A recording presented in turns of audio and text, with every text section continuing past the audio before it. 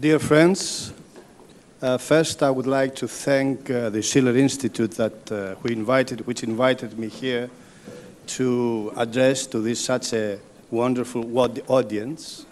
And I must say before I start that I'm really moved by the youth of this atmosphere here, the youth of this hall.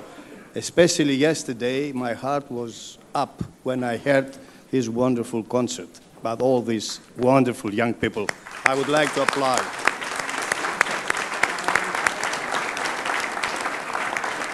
Now, I'm going to present for you a small documentary from Greece, which is titled The Abduction of Europe by Zeus in the Ancient Times, and the Seduction of Europe by the Monetarist Capitalism in Modern Times. You may watch it.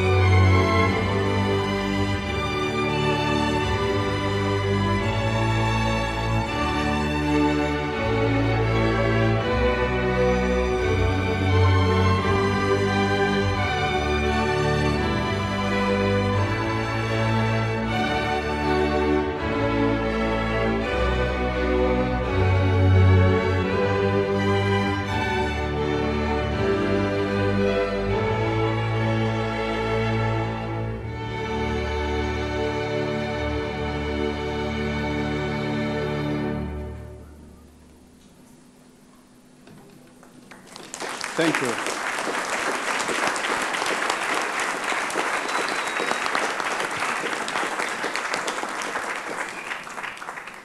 That was made by me and my colleagues who are unemployed.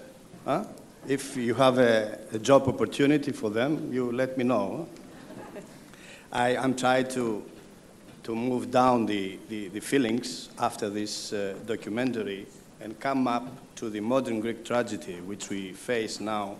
And before that, I must remind you that yesterday I mentioned that in a brief intervention, I mentioned that my first name is Theodore, which means, in Greek, it means God's gift.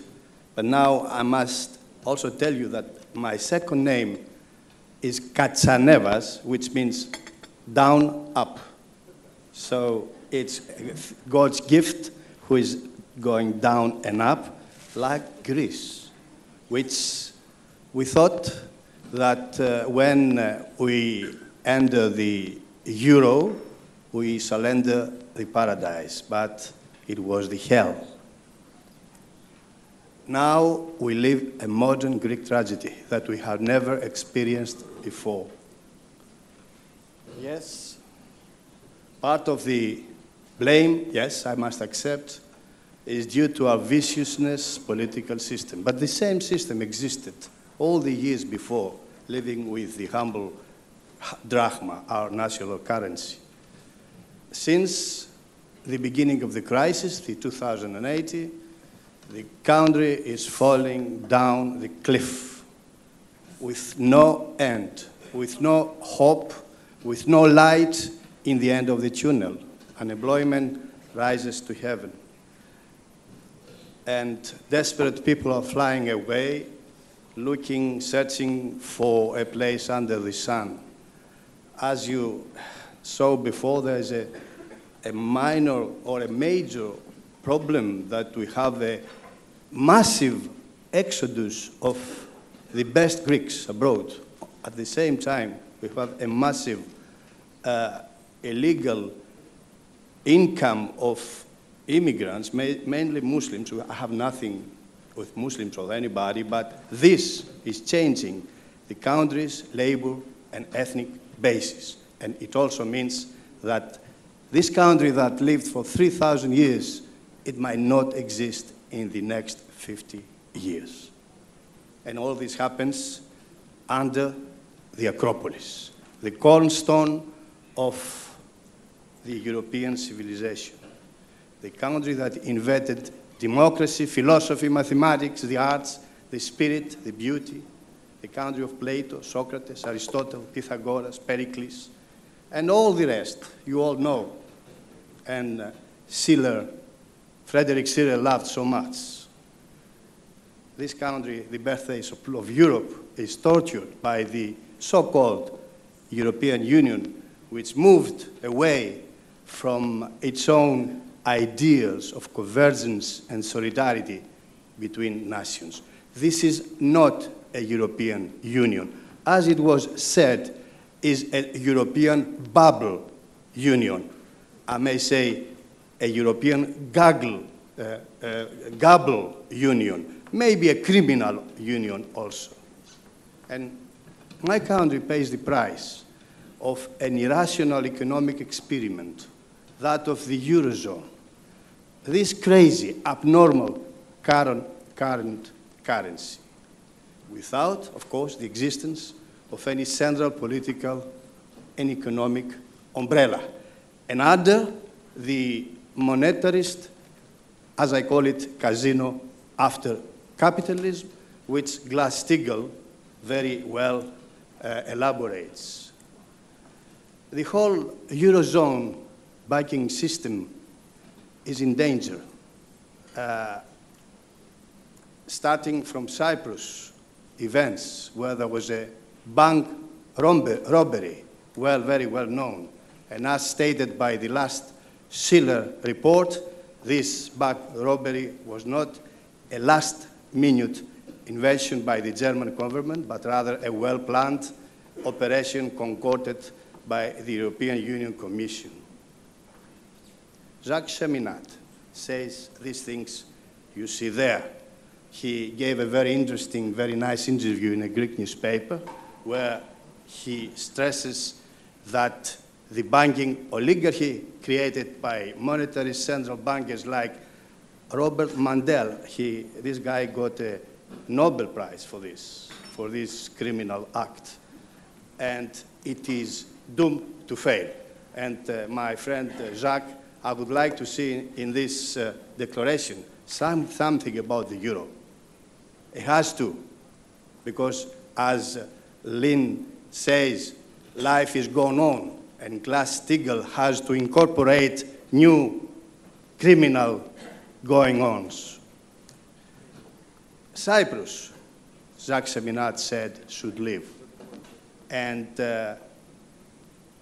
Europe has to be rebuilt as an association of sovereign nations with common development projects, a Europe of the peoples and of the fatherlands. South Cyprus was one of the most affluent European countries before its entrance to the Eurozone in January 2018. As a matter of fact, it was the first or the second most affluent country. A few years after, now, is a wreck. The North Cyprus, occupied illegally by the Turks, was and still is far poorer than its southern brother. Outside the Eurozone, it survives. And the question is, how can a poor territorial identity may surpass the depression relatively easy, and a much more developed country such as Cyprus cannot? Cyprus is alleged to be a laundry of black money. Maybe, yes, okay, I would accept that this is partly true, especially because its entrance to the European Union in 2008. But who can deny that about half of the total international economic transactions are directed to offshore tax havens all over the world? According to the OECD, 47 states do not follow internationally accepted tax standards. And this includes, allow me to say, and forgive me to say, that this includes, amongst others, Ireland, Cyprus, Liechtenstein, Luxembourg, Finland, British Virgin Islands, which is Britain, of course, Cayman Islands, etc. And according to the Forbes magazine, the well-informed magazine, these are tax havens also. The US state of Delaware, Luxembourg, Switzerland, Cayman Islands, the city of London, Ireland, Belgium, forgive me to say, the capital of Europe, Liechtenstein, Monaco, and Azores, the last three known to be connected with Germany, France, and Spain accordingly. Who could deny that the bosses of the international casino capitalism could not extinguish in one night, just like this, these tax havens? Who? This land of backing malpractices and the laundrette of black money. Of course, they don't want to, and all we know why, except in cases such as Cyprus, which has been a thorn on their nose.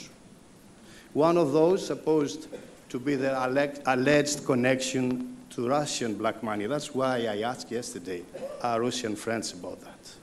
Something is going on. Something is going on between Russia and Germany, maybe. But those who possess the key of the money box order the music. And all of us, we know who they are. In one of our studies in the University of Piraeus, we looked at main economic indexes, the growth of GNP and the rest, attempting to explore the development pace of countries within and outside the Eurozone. We found that the economies, the gypsies, the so-called gypsy, Greece, Italy, Spain, Portugal, Ireland, and now Cyprus too, kept on well before they joined the euro in around 2000, but they dropped downwards sometime later. The same is true for other Eurozone countries, Slovenia, Slovakia, Estonia, Belgium. Only Germany, France, Austria, Finland, Holland appear to be doing well in general terms. Countries outside the Eurozone, such as Britain, Denmark, Sweden, Czech Republic, even Bulgaria, Hungary, Poland, Romania, maintain a steady upward trend with partial decline with the advent of the crisis. Also countries outside the euro, the European Union, like Norway, Serbia, Turkey, survived the crisis, more or less, of course. And now they develop at a normal, even at a fast pace, as does Russia, China, India, Brazil, Argentina, even Ethiopia and Ghana, and many other countries. They survive the crisis and they go on with minor problems, of course, but they go on. 4 years after the crisis, most countries, they survive. Only the gypsies, the peripheral countries within the Eurozone are wrecks. What is the real cause of such a phenomenon? I would be happy if you give me a good explanation. But allow me to say that all statistical data points to this fact, that it is the ill functioning of the Eurozone combined with the malpractices of the extreme monetarist capitalism, of the after-capitalism, the casino capitalism, which is, of course, part or it includes the Glass-Steagall ideas, together with the existence of the internationally protected tax paradises, the uncontrolled capital flows, the unification of trade and investment banks, as Glass-Steagall points out, the dominance of the monetarist bubble against the real productive economy, and the underestimation of humanitarian values in favor of the market ideals. As proven by Stephen King, a very well-known Australian economist, by the end of the 80s, the financial sector surpassed the non-financial sector and rises at a very faster speed. This is, you may see the red line is the financial sector, and the yellow line is the non-financial sector. In a way, you may say the finance economy, the bubble economy versus the real economy. This economy, the gambling economy versus the productive economy. And this is not just a saying from this microphone. These are real statistical facts. Of course, as the Schiller Institute states, if somebody is to blame, these are not the people whose civil and labor rights had won over centuries and are disappearing down the abyss. They have once always asked more and more and more and more for the have-nots, Brecht said. Paul Krugman, the top Nobel Prize economist, said that 15 years ago Greece was not paradise, but it was not in crisis either. So how did Greece get into such much trouble? Blame the euro. Ask yourself, why does the dollar area, without the kind of severe regional crisis now afflicting Europe, it works, how it works? The answer, according to Krugman, is that in the United States, there is a strong central government which provides automatic bailouts to states that get in trouble. The origins of this disaster lie north, in Brussels, Frankfurt, where officials created a deeply monetary bad monetary system. And the solution has to come from the same places. Kenneth Rogoff says similar things. Allow me to go on and speed. You'll find, I hope you'll find my extended speech, of course. That's why I have to run. You'll find it printed in paper, I hope in your magazine and the rest. And also the top German economist, Hans Werner Sinn, says similar things. They all are supposed to be, by the mass media, the system in Greece, are supposed, all these top economists, and our side in Greece, we are the gangs of the drachma. The gangsters talk about the gang. Helga Zepp-Larouche, in another very interesting interview in a Greek paper, stressed that the position of the Euro system as the price to pay for German unification was never done with the intention of creating a prosperous European economy. And goes on with the well-known phrases. Allow me to go faster. And say that according to our studies, according to the common feeling, the euro is a suit. The euro without a central political and economic umbrella is a suit that does not fit, especially the southern countries, especially Greece, which is based on tourism and agriculture that requires a labor-intensive production process.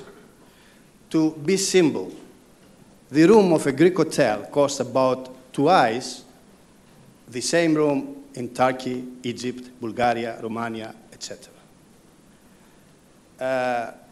The cost of fertilizers produced by oligopoly companies in North Europe cost more than double in Greece. Also, this is a very important point, I want you to see it. Imported armaments from the West and from Europe, in the last 12 years, they cost to Greece about or more than 100 billion euros, a sum almost equivalent to our original deficit. Why? Why do we have to buy all these armaments? This is also because Turkey, a candidate for entering the European Union, threatens Greece and Cyprus and obliges us to do so. We are not stupid to spend money for armaments. We have to survive. This is the reason. And where is the European Union in all this? They just sell weapons. That's what they do. The only clear solution is the Grexit, as it is called, the exit of Greece and the other southern countries from the killing euro. The exit, of course, initially should be painful. Nobody can deny such a thing. Yet the present situation is hopeless. Depression creates more depression, poverty more poverty, misery and upheaval. Loans lead to more loans and dependency. As Menadros, an ancient Greek, one of the many ancient Greek philosophers, said, loans make slaves the human beings. This is a vicious circle that you cannot get out of it if you don't do something, because these policies are wrong. These policies are not logical, and we need logic. Unless what it happens is what some people whisper around. These policies derive from a dark plan of the big brother for the total subordination of the weaker countries by the bosses of the international casino after capitalism. According to a plan B that we have elaborated with my scientific and political team and some other politically activated people in Greece, this movement is growing very fast recently, the exit from the hard euro, but not from the European Union of the humans and not the markets, of course, should be accompanied with a controlled bankruptcy by cutting about 50 to 70% of the total debt, with a grace period of 2 years to start repayment of the remaining 30–50% by extending the repayment period with a new Marshall Plan, as the Schiller Institute mentioned, with government being careful, of course, in spending, modernizing public administration, combating corruption, impunity, bureaucracy, tax evasion, with a sense of fairness, efficiency, competence, and honesty. Low and medium wages and salaries should be increased eventually at a moderate level in accordance with the shift towards internal consumption so as to avoid the dangers of hyperinflation. Of course, the government must take care of the provision of basic goods. Certain commodities, those imported, will disappear for a while, but I suppose we can survive without caviar, Porsche, Lamborghini, and all these things. We survive. I could give you a speech like the old Castro times for 5 hours, but looking some people to move their watches because the watch stopped, I'll go on. Taking a look into the Argentina example and other variables, we have estimated how long this crisis period should take. This is the Argentina example. Let me explain you very soon what it shows. And this is taken by the New York Times, Paul Krugman, some years, 6 months ago. The blue line is the economic development, GNP development of Argentina. And the red line is the development of Brazil. You see that the Argentina goes out from the dollar, relocate itself, the pesos, from the dollar in the year 2000. It goes down. The economy goes down, of course. And then it raises up because it gets back its antagonistic infrastructure and becomes stronger and stronger. And now Argentina, with problems, of course, who doesn't have problems, is getting much better. And this is proven by the fact that last year, only last year, Cristina Kirchner won the elections with 53% of the population. We have estimated this course of the Grexit. You see, if we say that we go out in a year, 2013, we'll go down, and then hope will come back again. Because this is what we need. We need hope that has disappeared now. Hope does not exist at this moment. And this is the most important thing. Instead of anathema to the dark, again I say, you saw it in the beginning, you better light a candle. The Grexit is, and the introduction of the drachma, with robust growth, with national dignity and social justice, in the only way out. I'll pass on these things and I'll come to the epilogue.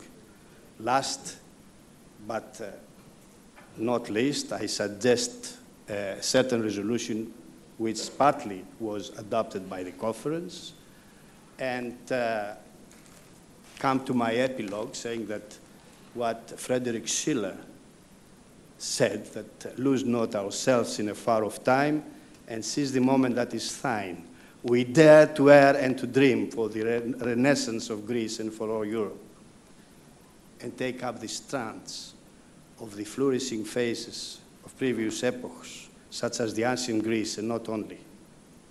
Then, and only then, will we enter into the land of knowledge through beauty, beauty's dawn gate, as the glorious memories of Athenian Pericles' golden ages.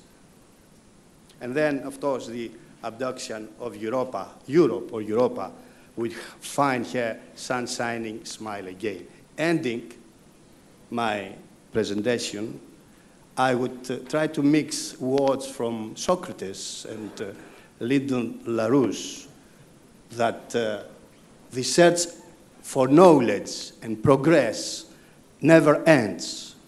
What it matters is the journey, the good journey to create a good human kingdom. Thank you very much.